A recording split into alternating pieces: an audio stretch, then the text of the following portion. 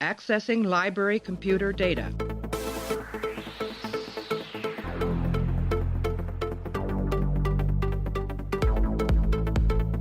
Out there are no saints. Just people. Hey everybody, welcome back to the show. Continuing our run through of Star Trek Deep Space Nine. Right now we're up to the episode called For the Uniform.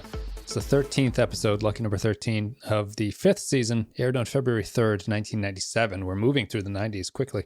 It was written by Peter Allen Fields, our old longtime favorite, and directed by Victor Lobel. In this episode, Sisko obsessively pursues Maquis leader Michael Eddington. This is a continuation of the For the Cause episode that me and Clay both gave 5 out of 5s the first time we saw Michael Eddington defect to the Maquis. This is kind of a follow-up to that episode 18 episodes later or whatever it is, and we're going to get into it. Clay, how are you? I'm good. You can tell that Deep Space Nine is evolving Star Trek because they've decided to focus on a classic of literature other than Moby Dick. Yeah. They go hard on Les Miserables, which you have to pronounce extremely French. They go hard on it, but man, they drag Victor Hugo on this thing. Like, imagine if halfway through Wrath of Khan, Bones was like, honestly, I think Melville was full of shit. It was a terrible book. Terrible. Really focused on the mating habits of whales to like a point where you kind of just destructs the narrative a little bit, and you kind of start thinking about why he's really writing this book. But, you do what you got to do. They don't even stick with Les Mis. They move on to Hunchback of Notre Dame. Yeah. They make fun of that, too. They're like, fuck all this guy's work. It just feels like an excuse to talk about how much he thinks Victor Hugo sucks. All right, we're going to take a break, play an audio clip. Me and Claire are going to come back, and we're going to break down For the Uniform. This is about being taken off the assignment. It has nothing to do with a certain ex-security officer we both know. He worked under me for a year and a half. I saw him almost every day. Read his reports. Had him to dinner. I even took him to a baseball game in the Holosuite once. And I never saw it. It's my job to be a good judge of character. And what did I do? Not only did I not see it, I put him up for a promotion. He played his hand well. He played me all right. And what is my excuse? Is he a changeling? No. Is he a being with 7 lifetimes of experience? No. Is he a wormhole alien? No. He's just a man like me. And he beat me. Okay, I'll lead this one off, Clay. I think that this is a tremendously frustrating episode of Star Trek. I think that it has remarkable potential. I think it's extremely unique in what they tried to do with it. I think it has probably 3 or 4 things that I think really hold it back rather strongly. All that said, I still think it's very good. I think it's really enjoyable to watch. I think it's a great Sisko episode. I think it's good performances. I think that the ideas are really clever. But it does have issues, and I think we'll get into those issues as we move along. But what did you think about For the Uniform? I found it frustrating because it goes to further my theory that the writers of Discovery only watched seasons 5 through whatever of Deep Space Nine, because they get the holographic communicator in this, which they very much talk about as a new thing. But we won't have to get into that. It looks more like the you remember that thing that they used to have for the Nintendo Entertainment System, which was like you put on the ground and danced around in it? Yeah, it's very reminiscent of that. Honestly, it probably was one of those. Overall, I really like this episode. I am probably on the same page as you, but I think the biggest potential with this one is I think this could have been a movie. It has a lot of the stuff I really like in it. It has the... I'm always talking about how the point of having overly powered weapons or overly powered technology is what happens when you take that away, which they do in this, which I really liked. By crippling the Defiant, you mean? Yes. Yep. The story is straight up. It's not a revenge story, but it's very much like a Sisko putting his posse together to go hunt down a guy, which I feel like they've never really done in a Star Trek movie. I guess you could argue Wrath of Khan does it a little bit. Yeah, it's a little bit that way. That's more accidental than intentional.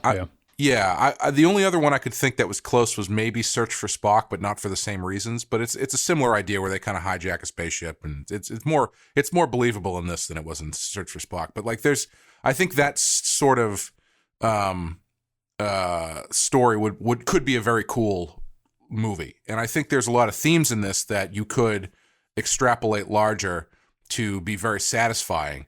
But I think the thing that holds it back ultimately in this episode is just the kind of the budget, essentially, because it's a big feeling episode with a lot of big themes that takes place almost exclusively on the bridge of the Defiant. But there's a lot of stuff in it I really liked. Overall, I thought it was great. Yeah, I think we'll start this off with what do you think of the Maquis at this point? I think that the Maquis are kind of divisive amongst people who watch the series and all the Star Trek shows. I like the Maquis. I think they make sense. The criticism that I see most frequently against them is that they run into the problem that the villagers in Star Trek Insurrection, the movie, ran into, which was these people are kind of on this planet that it would be really great if we could kick these people off because it would basically cure the Federation of Disease and things like that. Like for the greater good, maybe they should just move on.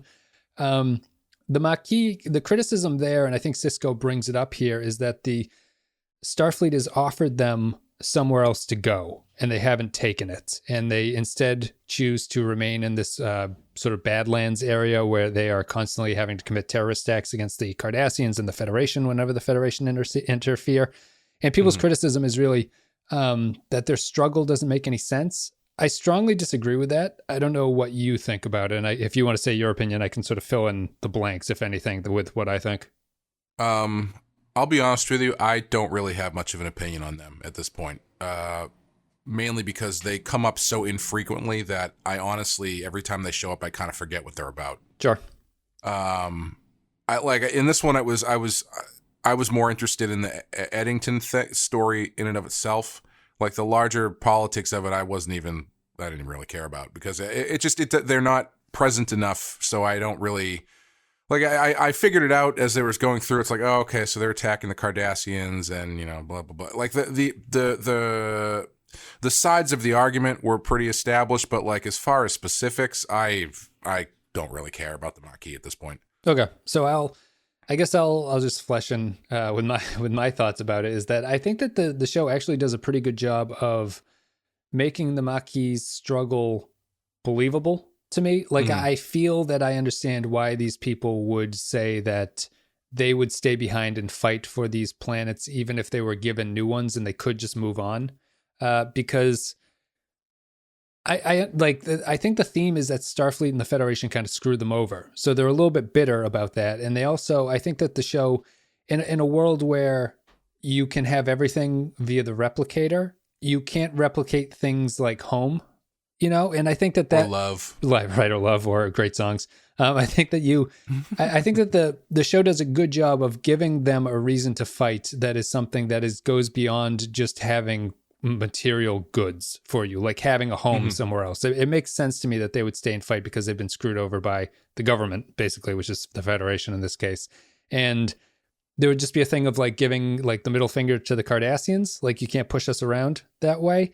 And I think that I bring it up just because a lot of the central argument about that between Eddington and Sisko depends on whether or not the Maquis are justified, I think. And I think that the episode's better if the Maquis do have a justification. I think that Eddington in this episode does a good job of justifying and coming across as a sort of noble person. He's not clearly evil. There is intention behind Eddington that you can see why he's doing it, and it makes sense on the face of things. And I guess I think it's going to color the whole thing, so I'll just get it out of the way. What do you think the episode thinks about what Sisko and Eddington do in this? I'm not totally sure, to be honest with you, because I was really taken aback by the little end tag there, where Dax mentions to ask Sisko if he had time to clear it with Starfleet, and he's like, no. And then she kind of like gives him the wry smile and says, "So sometimes I'm glad when the bad guys win." Yeah, sometimes it feels good to be the villain or something. Yeah, I don't really know how I feel about that, because I totally understand the line of thinking that brought him to that decision, and I was shocked that he actually fired the torpedoes at the planet. I thought that was pretty intense. and it worked, but I was kind of expecting there to be a bit of remorse or like from Sisko or from somebody else talking to Sisko about realizing the line that he had crossed over in order to do that. Yeah. And a little bit more discussion there, but I think it feels like it was a matter of having to wrap it up essentially. But I don't love that end scene because it kind of makes it a little bit more muddy as to what they were trying to say. Yeah, I think it's a bad ending on this episode. It's one of those episodes that I find frustrating because I kind of would like rewrite this in my head as to the way that I would want it to end. And I can see in my eye, the thing is that once Sisko starts like screaming and telling people to like fire more torpedoes and to get Eddington off of the view screen or whatever he's looking at, that feels like the point where Dax's character that at that point feels like she should step in, put the calm hand on his shoulder and say, Benjamin, and he sort of calms down and realizes like what he's doing at that point. And then he orders like everyone just to go home and he walks into his ready room or something and just sits there quietly. And then the episode ends. I feel they shoot themselves in the foot here because the ending of the episode seems to imply that what Sisko did, everyone is okay with. Starfleet's okay with it.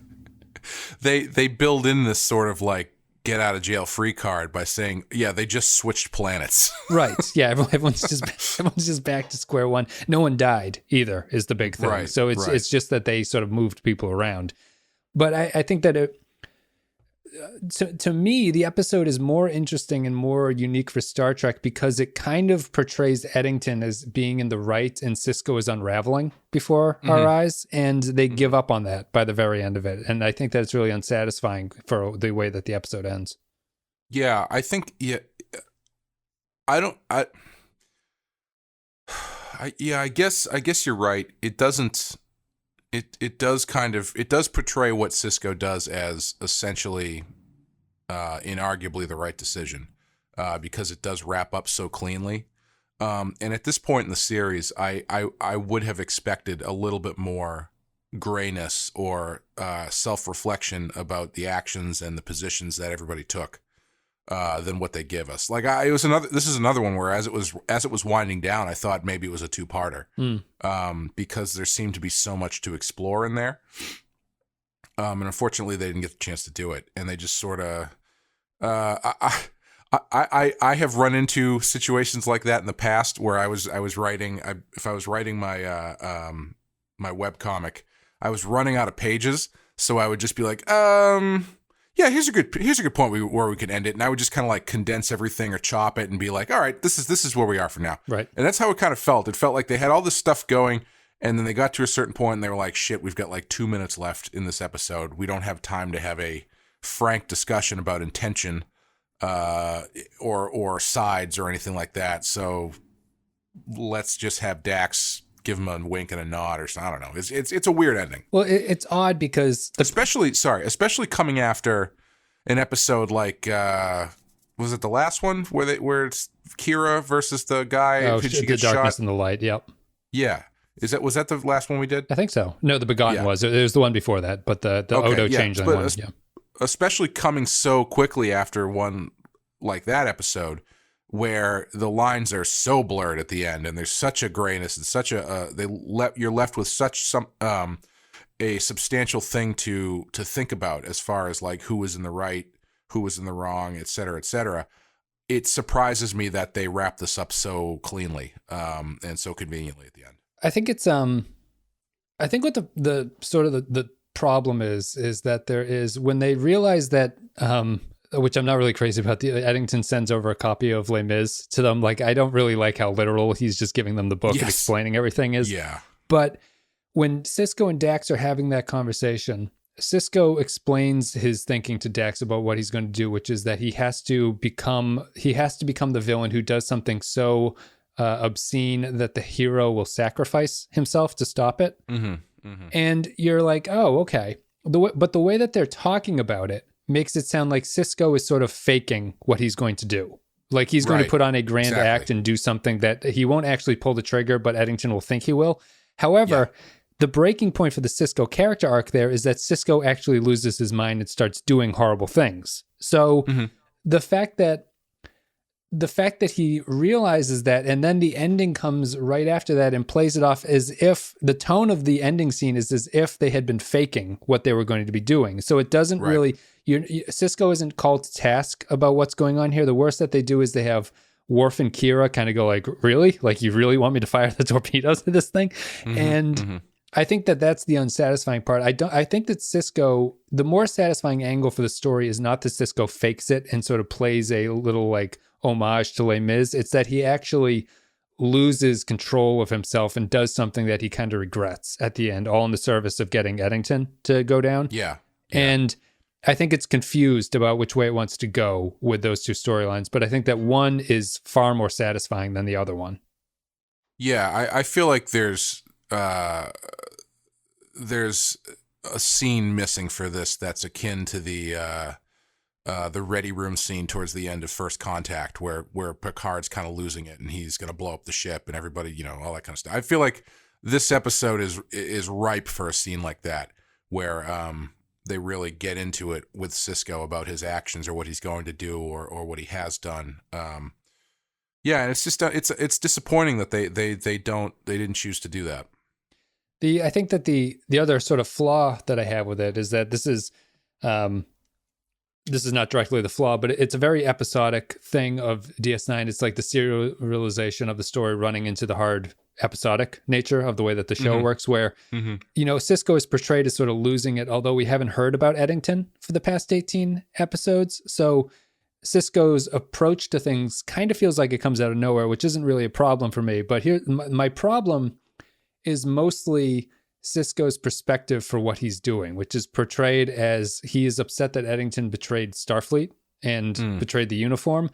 I think this would be much more satisfying and much better for the Sisko character if Sisko's real motivation was that he was angry at what Eddington did to Cassidy Yates. Because Sisko is by far the more personally driven of the captains that we've seen so far. Like Kirk and Picard aren't driven by family and personal matters the way that Sisko is.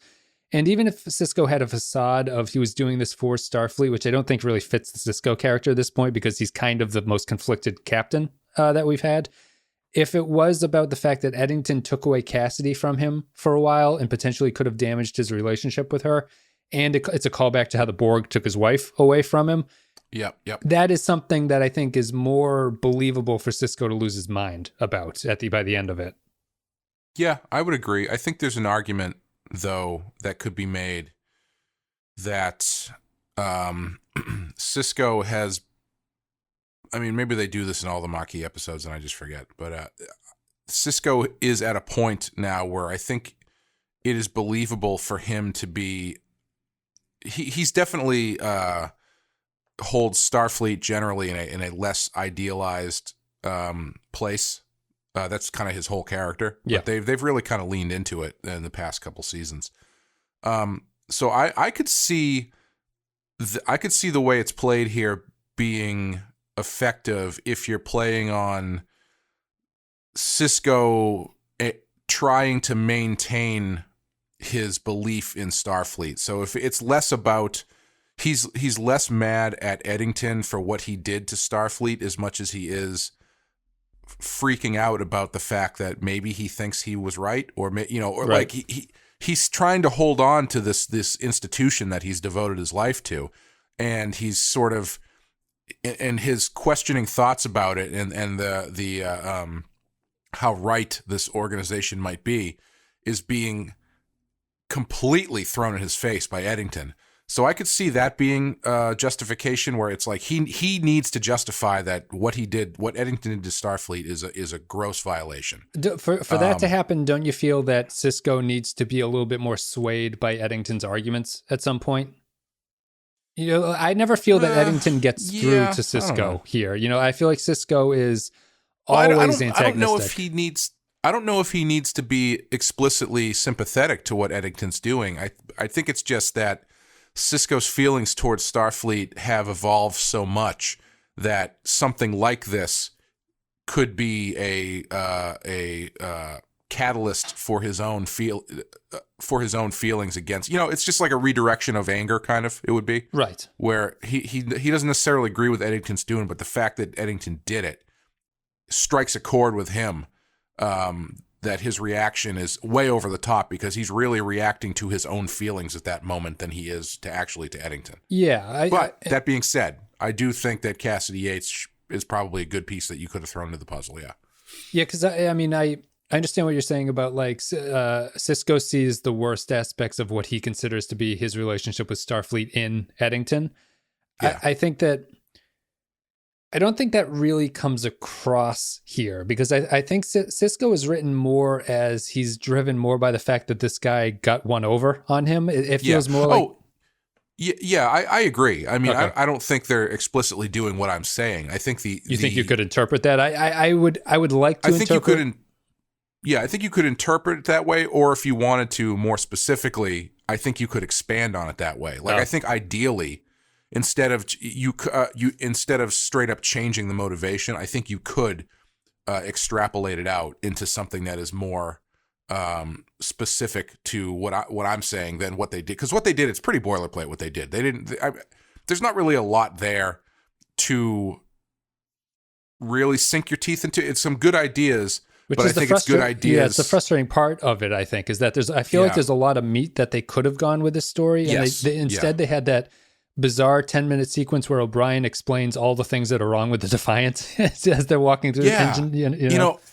Speaking of that, I was on the fence about, one of the reasons why I thought this would be a good movie is because there was a couple scenes in it that felt like they fit more in the tone of a movie than in a TV show, where it seemed like the way that they were leaning into certain things felt more like a plot point in a larger story where you have time to kind of waste on this stuff. Yes, like when they back the Defiant out of the station. Yeah, where they take like 10 minutes just to show you that they're manually piloting the ship or whatever, in which I enjoy. Like at first I was like, why the hell are they taking so much time doing this? But then I was like, okay, they're getting across they're trying to get across the point that the Defiance, they can't just nuke down. They can't just nuke the Maquis. Yeah, they got to work together, and which is fine. But I feel like that belongs in a bigger story. Like, I think if this was a movie and you were going into your third act with Sisko getting the crew of Discovery on his side and them deciding to take out the Defiant, which you thought for the previous two acts of the movie or the previous act of the movie that was like disabled or something, then I feel like, okay, you're kind of setting the tone here for what's going forward. You're laying the stakes for what this ship that is supposed to be all powerful can and can't do now, which is great.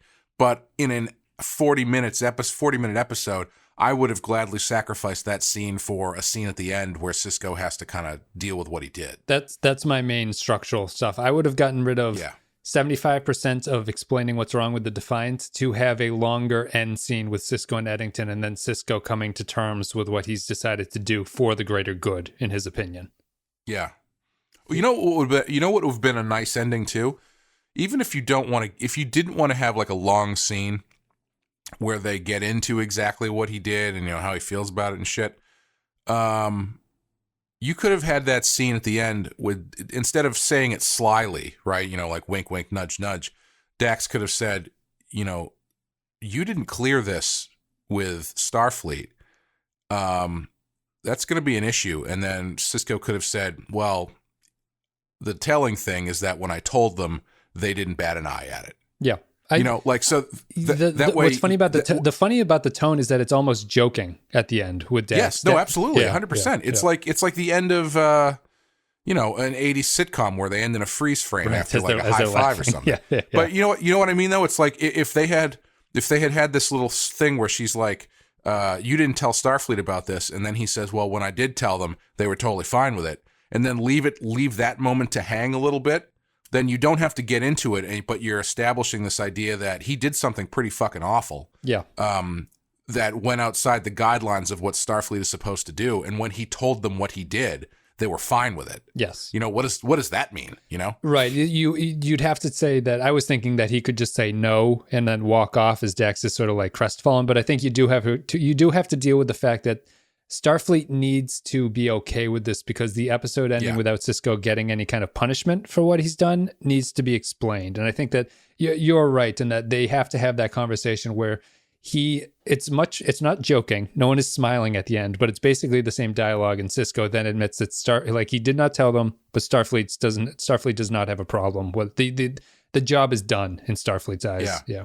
I was also expecting maybe the other thing I was expecting at the end was maybe another scene with him and the captain of that other ship. Would he stand up for Starfleet's values, you think, at that point? Yeah, the other something captain? like that. Yeah. Because I liked that one scene that they had where he was telling Sisko he was being taken off the case, essentially. That guy's a good actor, a good guest star he was actor. Good. Yeah, he had a good voice. Like I couldn't place it. I feel like I've probably heard it in a cartoon or a commercial or something. But yeah, I like that scene where they took Sisko off the case because everything he was saying to Sisko, I was like, no, this is 100% justified. Like Sisko should not be on this case. He fooled you, Ben. He fooled you. Yeah. You know, I like that. I like that element, and I think I like what they're doing, and I like what they're going for. I just think it's too condensed that it didn't quite pay off to what it could have been. Yeah. If Deep Space Nine had ever gotten the chance to do a movie, I wish it would have been this story because I think that would have been really interesting. Yeah, I agree. I think it's a good movie plot. For all the reasons you say, it's a little bit too condensed, and I think that you could have worked in more confusing motivations for Sisko, which would be Cassidy Yates and the sort of seeing the darkness in Eddington that he sees, or Sisko's unhappy with his perspective of Starfleet and the way that Eddington reminds him of that. I think then Worf could have been like, dude, I just went through this with Picard and the Borg. Chill the fuck out, or I will kill you where you stand. I think that would be great if they did a callback of that where Worf was like, you are not Captain Picard, so I will kill you where you stand now. So when Sisko tells Worf to fire the torpedoes, and Worf gives him that sort of side eye, like, what are you talking about? And Sisko just calls him a coward, and Worf's like, how many times are we going to go through this? They all know exactly what button to push with me.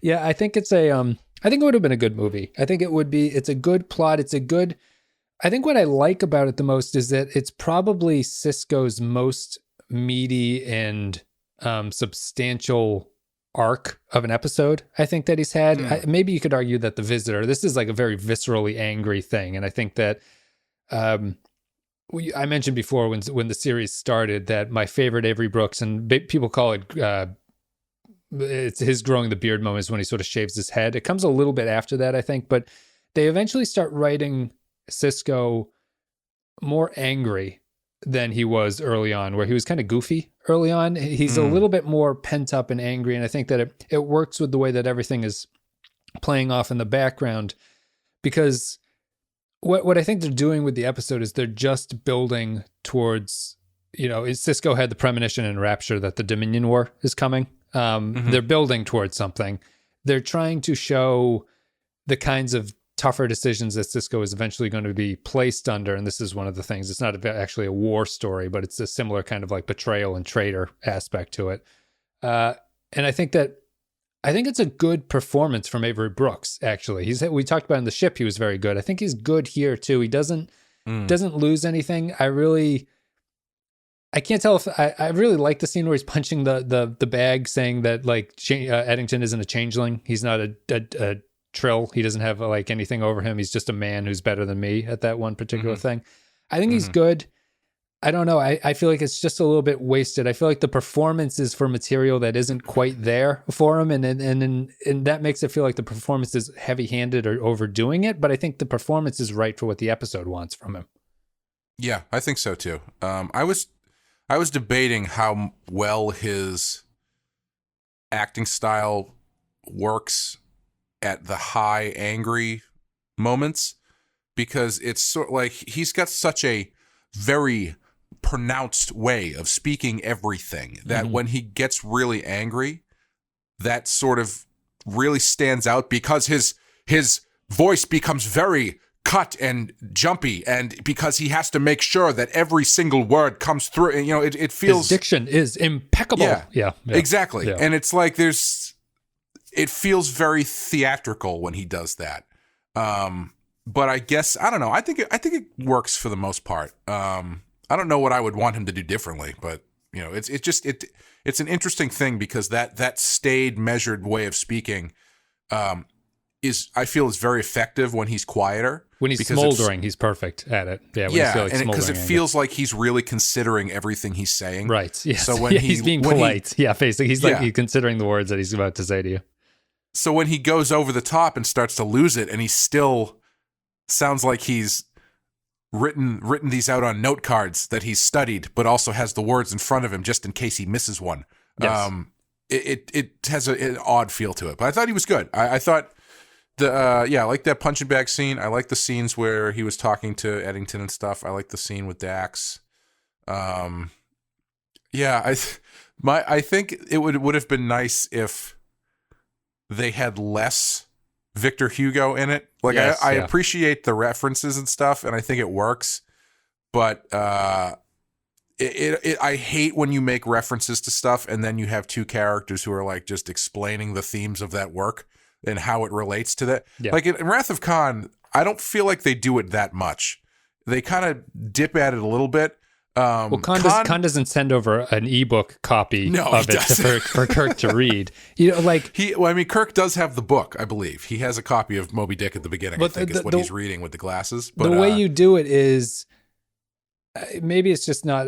Maybe it's just underestimating the intelligence of the audience. But the way that I think you work it in a better script is you just have Eddington call him Javert throughout the entire thing. It's like, it's not calling attention to the literal theme and the story of the book, because I think that the point there comes across strong enough through the episode itself, where maybe a better goal would be maybe for if someone were to watch this and then go, what's Les Mis all about? If it's anything like this episode, it seems pretty interesting. You know what I mean? Well, I think you have to pay it off a little bit. Like the Moby Dick stuff in Wrath of Khan is surface level enough because everybody knows what Moby Dick is that you don't really have to spend a lot of time on it. You can have Khan just start speaking Shakespeare, I guess, instead. Yeah.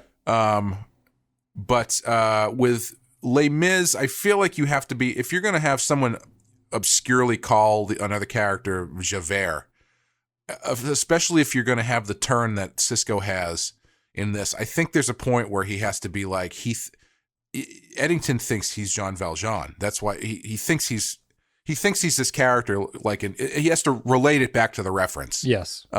You don't have to sit there and explain it and debate the merits of Victor Hugo's other works. But I think you do. If you're going to make that reference, you need to pay off the reference at least a bit. Yeah, I really I keep coming back to the point, and I just wanted to stress the big problem for me there is that Sisko hatching that plan does not feel legitimate in the way that it should. It feels like he's putting on an act for everything. And when it comes down to the moment of him finally pulling the trigger and doing it and nuking the planet, he's no longer just playing a role there. Like his self-awareness of what he's become is kind of problematic because he spent the entire scene with Dax explaining how he understands what his role needs to be in this. And it should be a more like, I almost feel for it to make sense in context, Eddington should be calling him Javert the entire time, and Sisko is unfamiliar with the book, and then he's reading the book at the end or something. The problem is that Sisko is aware of what being Javert means for this story, and he knows what Valjean is. And if he's aware of that, it makes him losing his mind less understandable because it seems like he should be fully in control of the situation at that point. Yeah, and I think the other thing I've been thinking about that final end scene too, about what's unsatisfying about it. And I think what's unsatisfying about this story is that ultimately, by doing what Sisko does, he proves Eddington right, doesn't he? Which I'm okay with, I think. I think Eddington kind of is right in this. But I think it's a bad ending to do that. If you come out of this story with Sisko not realizing what he just did, yes, that's I feel like you've got a problem. Yes. Because Sisko has been so against the Maquis and what they're doing at every turn that the fact that he has now become the enemy that they believe Starfleet to be and in order to do, and by doing that, he has won the day. That should be like morally crippling for him. Right. Yes, I'd 100%. I 100% agree with that. The fact that there's no reflection on Sisko and the fact that they undo it by saying, yeah, we just kind of flip-flop planets, everyone's fine. Yeah. And the fact that he does not have to reckon with, like, it's also weird. They do it because they have to copulate Ms, but the fact that he catches Eddington is also kind of strange. Yeah. I could see him, if he had done something and not caught Eddington, I think that almost leads to more reflection. It feels like catching Eddington allows Sisko to let himself off the hook because he got the job done, where if he had failed at capturing him and taken this great risk and it caused this destruction on some planetary level, that has to be the ending where Sisko's like, Jesus, maybe I went a little bit too far back there and I have to think about that. Yeah. Yeah, I think, it actually reminds me a little bit of our discussion about the last episode of Discovery, where they, in order to win, quote unquote, they do something that is very much unlike Starfleet to do. And then by destabilizing this entire planet and blah, blah, and then they just leave and they don't really talk about it or consider what they had just done. Yes. And I feel like that's a similar thing here, where your whole story has been driving to this, driving along this idea that the Maquis are doing the wrong thing, and they believe that Starfleet is this, malicious entity, and Sisko is trying to fight against that, and then he ultimately wins by becoming the malicious entity that they think that he is. Yeah. And so that's a pretty big fault, I think, by the writers to not recognize the fact that this is a big deal. Yeah, I'd agree. I think we've hit every point I wanted. Unless you have another point, I'm ready for final thoughts. I'm still mad about the holographic communicator thing. I don't know. Like, it's just one of the after Captain Pike tore them out of the Enterprise, it became like standard for no ships to have them, and then O'Brien's like, you know what, we should bring back the holographic communicator. Nobody uses it anymore. Pike was the original. It's like they had Blu-ray video in 1980, but it kept skipping too much or something, or nobody had the right equipment, so that's why they switched to VHS and everybody forgot about Blu-ray. Right. Until 10 years ago, when people realized you could make high definition video again. Pike was the original social media influencer. He's like, none of these view screens, get them all out of here, and then we'll come back. Why do you think they made that decision to do that technology in this episode? Just because of the amount of intense conversation they need to have, and they don't want to do it on a view screen? Yeah, I think so. Yeah, I think there needed to be face-to-face stuff happening, and I think it would be, and I mean, I think it would have been less impactful if it was just view screen back and forth. Because it's a lot of that. It's a lot of view screen conversations with everybody. Yeah. I think it makes sense. Is it something that they keep using for the rest of the series? No, I don't think so. It might come back a couple times, but it's not something that I really remember. The next episode where Sisko is like, these things don't work. Tear them out of the whole system. That's right. We're going to go back to the old view screens. I guess Ron Moore always thought it was kind of weird that they talked on view screens, and this was his idea to do it this way. But yeah, I still at least use them. Okay, the one thing that they do better than Discovery, which is 20 years later, is they realize that if you are the hologram, you don't know how to interact with the physics of the room that you are being projected into. Right. You just exist in your Nintendo thing, yeah. Yeah, everything that Eddington is doing, the movements and stuff, he's just pressing air and looking at nothing because he's doing it on his ship. But in the way they do it in Discovery, they have people like walking around and shit and sitting on stuff. It's like, that's not how these things work. Yeah. No, I agree. Not to get super nitpicky about shit, but I mean, if you're going to use something, use it right. Yeah, no, I agree. This is a much better way of doing it. And it also feels like the person is still on their ship when they're talking. Like, because I think Eddington or someone is talking to someone who's not in the view screen. So he's like talking to a crew member on his side, and you don't see that guy. Yeah. All right, that's it. We're going to take a break, play an audio clip. Me and Clay are going to come back, read some patron thoughts, and then give our final thoughts about For the Uniform. Trilithium resin is dissipating throughout the biosphere. The Maquis are scrambling their transport ships. They're starting to evacuate. Do you realize what you've done? I've only just begun. I'm going to eliminate every Maquis colony in the DMZ. You're talking about turning hundreds of thousands of people into homeless refugees. That's right. When you attacked the Malinche, you proved one thing. That the Maquis have become an intolerable threat to the security of the Federation, and I am going to eliminate that threat. But think about those people you saw in the caves. Huddled and starving, they didn't attack the Malinche. You should have thought about that before you attacked a Federation starship. Helm! Lay in a course for Tracken 2, Warp 6. Commander, prepare 2 more torpedoes. Engine room, bridge. Set Warp course 6. 050 Unless Mark safety's on torpedoes 179. 3 and 4. Can't you see what's happening to you? You're going against everything you claim to believe in. And for what? To satisfy a personal vendetta? You betrayed your uniform! And you're betraying yours, right now! The sad part is you don't even realize it. All right, so patron thoughts about For the Uniform. If you guys support the show on patreon.com/the Pensky File, you can leave your thoughts about upcoming episodes. We read them on the podcast. Right now, we are going to be looking at patron comments for the Uniform. It is Holly McLaughlin first. Sisko forever wins the title of most badass captain, and holy cow is it fun to watch. The combination of him being a loving father, an atheist space Jesus, and a genuine badass makes him maybe the deepest character among all the captains, and this is one of the episodes that Avery Brooks does it best. Bonus, this episode started all the fun Sisko badass memes. Moving on to Christian Pouch says, For the Uniform, I'd watch Sisko yell at people all goddamn day. This is peak rage Sisko, and I love it. In a way, Eddington is almost the good guy of the episode itself. He's heroic and wily and constantly outsmarting Sisko and making quips about his ethics the whole way. Sisko beats him by embracing the role Eddington wants to impose on Sisko in the first place. Ultimately, however, I don't think Eddington is in the right. If you don't like biogenic weapons being deployed on your colonies, maybe you shouldn't deploy them on others. If he's mad that Sisko is placing blame of Eddington's attack on the Malinche, the ship, the other ship of the episode that I can't pronounce, Malinche, I think, on these Maquis colonists, then he shouldn't be out there portraying himself as a champion for their cause. The Maquis had every opportunity to avoid the whole conflict early on, but they wanted to start a fight. Furthermore, the Cardassian colonists are in much the same shape, but they're Cardassians, so who cares about Cardassian colonists? Am I right? The next comment is Neil Brennan, For the Uniform, awesome stuff. DS9 now clearly has an extra gear it can shift into when the stars align. Matthew Ross, For the Uniform, wow, DS9's dark storytelling at its best.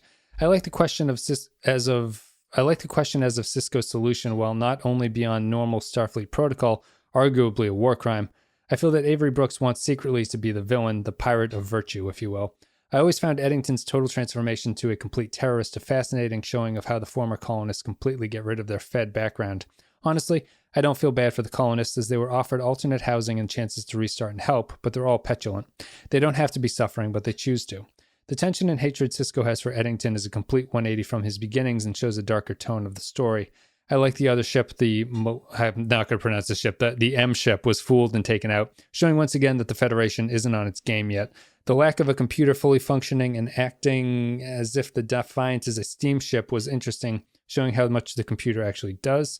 And again, all the important people leave the station alone. Hey, isn't that how Eddington placed hacks all over the place? And that holo emitter is the way better than any other Star Trek show. The actors at least turn to what's obviously their side to turn them off. Otherwise, it's a stupid gimmick. Overall, a well-done episode that has tension, action, and a well-done comeuppance, even ending with the realization that they may have to cross the line to win. Stephen Cobb says, full headlong leap out of Roddenberry's track into a gray world where right and wrong are not clear. Sisko is no longer the captain to look up to. He's now a captain we can relate to, filled with real and genuine flaws, not just superficial ones like hating Klingons for the murder of his son, but totally getting over it after a wrongful conviction and multiple attempts on his life. Or resentful of being assimilated, but a quick wrestle in the mud and maybe some classic English literature will get him over the hump and back on the black and white path to moral clarity.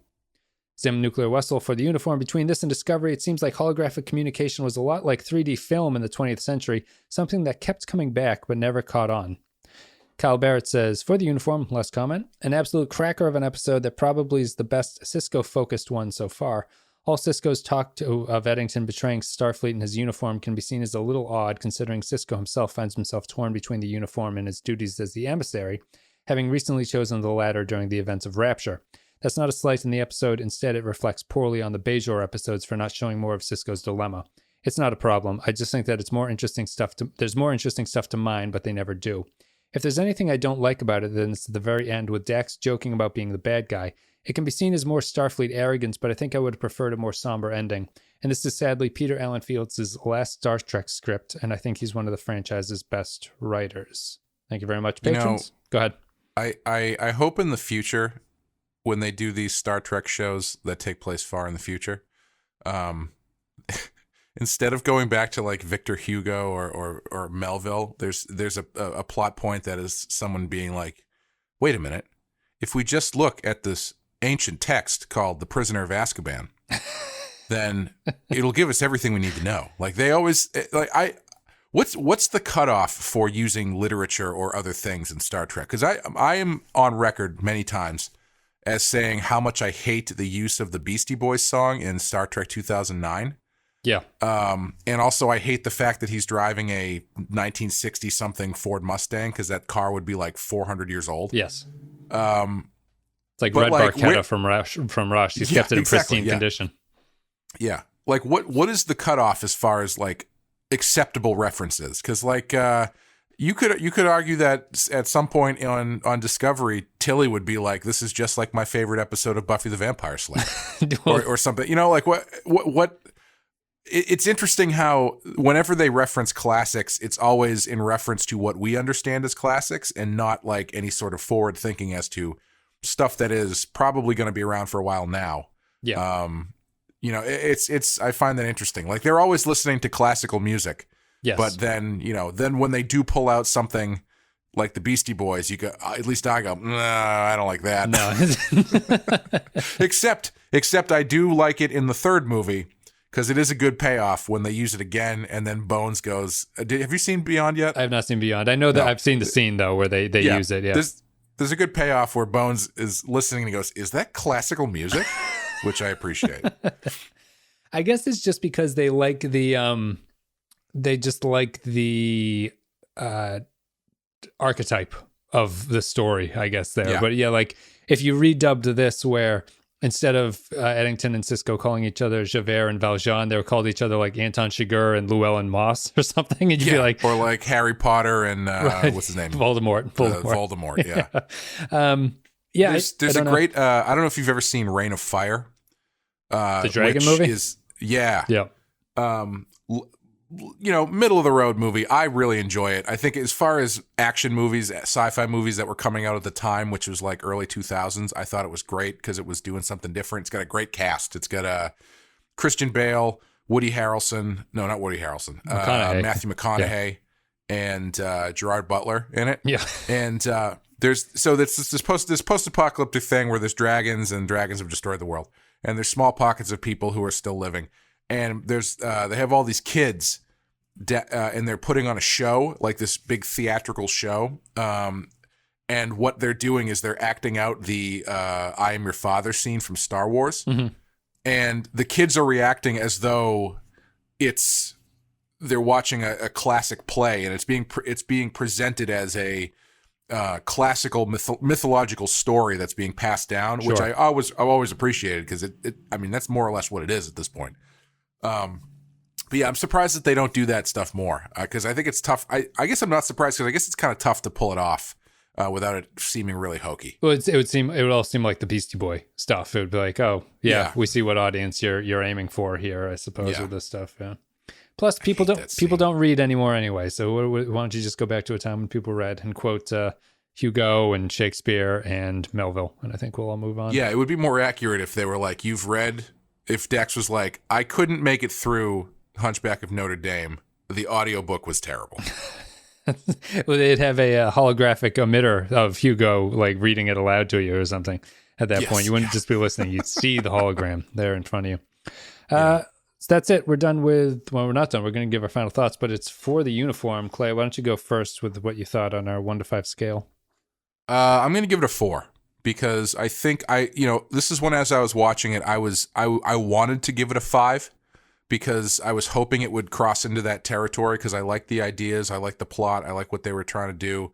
But But yeah, I just think it was too hampered by all the stuff we've talked about to really push it into all-timer. Yeah. So yeah, I'd give it a 5. I'd give it a 4. I really enjoyed it. A lot of potential, but not quite there. Yeah, I'd give it a 4 as well. I really like what they were trying to do. It does feel just a little bit hamstrung by everything we talked about there. And it's just to the point where, you never hit that extra gear of you're like, oh man, this is an all-time episode. You're waiting for it to happen. And then you look at the end and there's 6 minutes left and they nuke the planet. And you're like, there's not enough time to really clear up what they're going to be going for, which is too bad. It's too bad. Cut out the 10 minutes of the Defiant O'Brien explaining what's wrong with everything and them sort of backing out of the station and flying around. And I think you had something there at the end. That's it. Peter Allen Fields' last DS9 script. I think he has an idea for a story credit later on, but he does not have, maybe he doesn't have another script. That's it.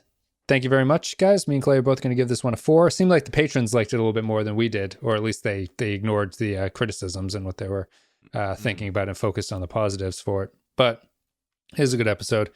We'll be back next week with In Purgatory's Shadow and By Inferno's Light, which is where the Sisko premonitions in Rapture start to come true. So we meet the Locusts. And that's it. I think we're done. Thank you very much for listening. All the social media links will be there. It's Twitter, Facebook, blah, blah, blah. Discord is there. If you want to support the show, patreon.com/the Pensky File. If you want to go to PayPal, there's a PayPal link. If you want to buy a shirt or a cup, you can go to the Teespring link, which is down below. You can buy some stuff and support the show that way. And I think that's it.